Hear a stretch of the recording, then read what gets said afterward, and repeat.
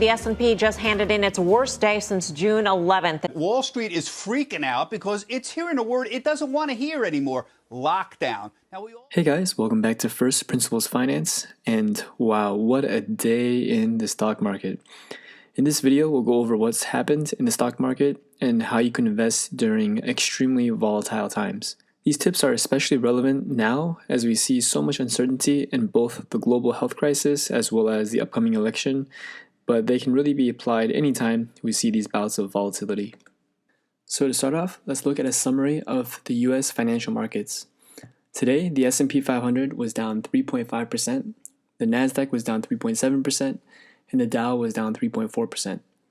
In total, the market has already seen a drop of over 5.5% in just the past few days. So first off, why are we seeing so much volatility?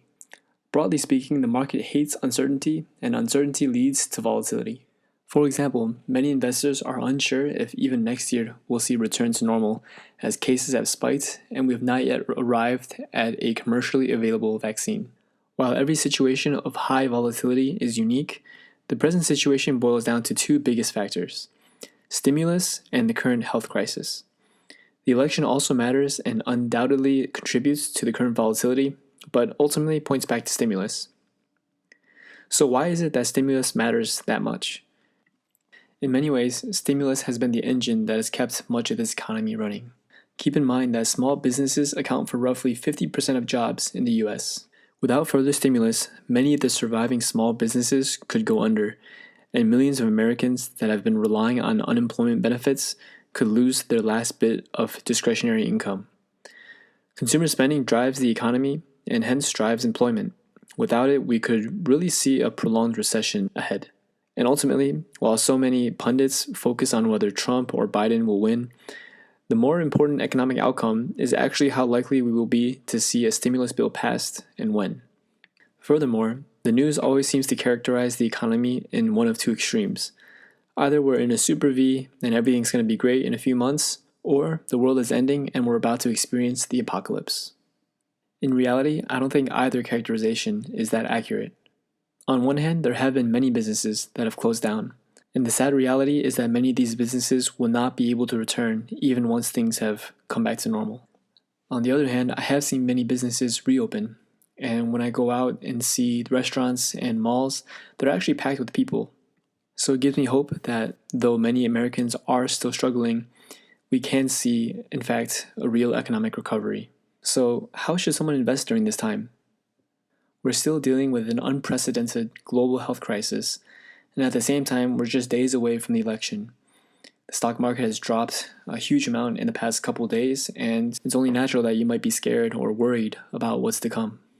First of all, and you've probably heard this time and again, buy the dip. I hate to repeat this because it's said so often, but I feel like it's still relevant today. Warren Buffett says, "We simply attempt to be fearful when others are greedy, and to be greedy only when others are fearful." And if we look at the VIX chart, which many people call the fear index, now is certainly a time when many people are fearful. And just compare this to other times when the market has seen high volatility, and you'll notice a pattern here. In fact, they align well with really great opportunities to buy. Now, I realize that that statement is not nuanced. Obviously, you should only buy or sell if it fits your current position and your circumstances. So please, again, do not take that as investment advice, but simply realize that these are generally good principles to follow. Next up, do not panic sell.